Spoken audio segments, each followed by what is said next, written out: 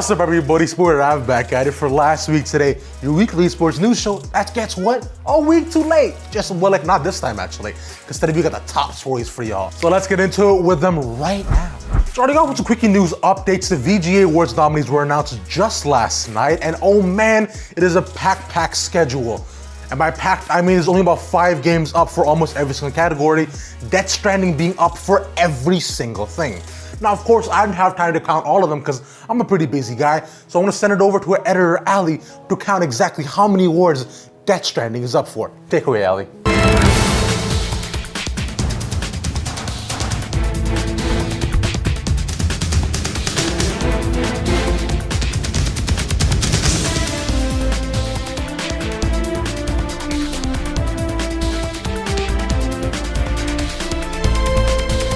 Nine.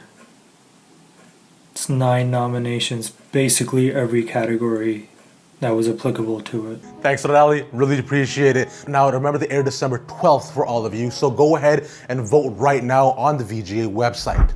Moving on to our next story, the Google Stadia is dead on arrival?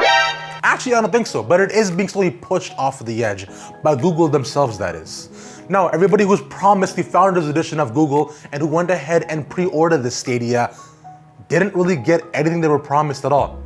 A couple of things that they were promised were the exclusive controller clip, the controller, access to multitudes of games, and access to the actual Google Stadia service, none of which everybody has gotten. Yikes. But Google has responded to all of this by saying that by November the 20th, they will ship all of the services out with the box, the controllers, and all the access codes so everyone can play all of 22 games that they have on their roster. 50% of them are Tomb Raider. Yay. Why am I having to wait for my products, Google? Come on now, let's get it together. You're literally like the biggest company in the world. What's going on here? Get your head in the game, you little crybabies. It's not a direct competitor to any sort of console just yet, but I do have a lot of hope for it. Let's say that right now Stadia is in beta stage, so I'm waiting for it to get really all the way to its full potential. Moving on to League of Legends news, a brand new league champ has been announced. This is quite a surprise, as Senna was just released just over 2 weeks ago. But I suppose this is them just prepping for the brand new preseason that is to come very, very soon. So make sure to do all your ranked games, guys. I'm pretty excited for it. Now, the brand new champ is called Alpheus. Alpheus from Targon, very Game of Thrones, like I like it personally. Now, Alpheus is guided by his sister, Elune, from a temple in Targon. Now, what Elune does is that since Elune is a priestess, she prays to the moon gods to help give Alpheus power to survive under the Summoner's Rift. And that's exactly what happens. Alpheus' power is changed, as do the sages of the moon cycle.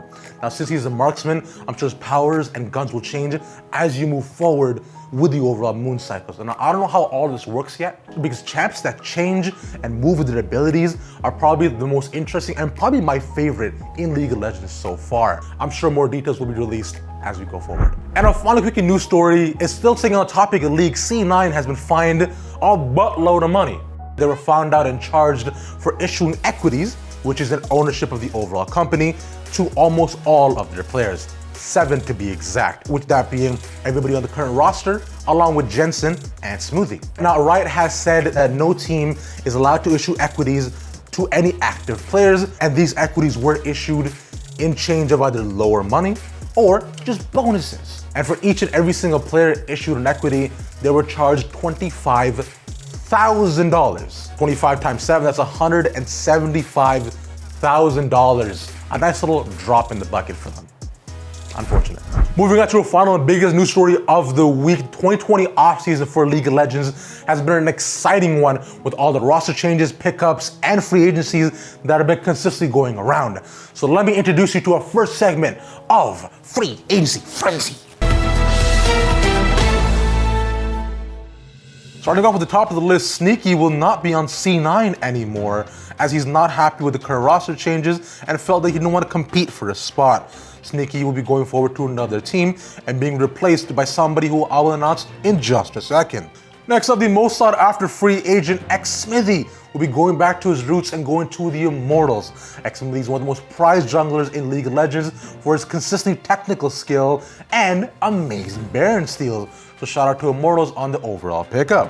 Smoothie and Biofrost will be trading places as Smoothie goes to CLG and Biofrost comes back to TSM. I'm very excited to see the Bio God back on the Rift, representing for the exact team you should be in. Going back to previous news, we just got announced that Broxa will be replacing Xmithy on the brand new Team Liquid roster. It's very exciting news as he left Fnatic after a very disappointing season. Next up, staying on the topic of TSM, Sven will be leaving and going to C9. You see, that's where Sneaky left. That's what I'm saying. And will be replaced by Kabe, the ADC from Splice. So some brand new European talent into the new TSM roster. Please do good. Like, come on, man. It's been so many seasons. Please. And moving on to some LEC news for Europe, which none of you care about because NA is the better region and always will be. Mithy will be leaving OG as from support to go and coach Fnatic full time. Now, this comes right as their main coach, Youngbuck, leaves Fnatic to go coach XL Esports. So some much needed talent on the Fnatic roster. I'd be really good for them. I'm really excited to see how Mithy has a change in pace for the overall Fnatic plays. And moving on to Korea as well, Klid, Khan, Coach Koma, and Mata have decided to go into free agency from the SKT roster, leaving only Faker that's signed yet again with SKT until 2021. That's insane, man. SKT did so bad that you guys lost all of your players. Get with it, SKT. Get your head in the game, you little crybabies. But I'm really excited to see where the legendary Coach Koma goes on to flex his talents and bring another team from the ashes. Next up, staying in Korea, KT has lost all their roster. Of course, we'll continue to update you as time goes on right here at Rumble Gaming on Last Week Today. But that's everything from me. I've been Rav. Have a great day and peace.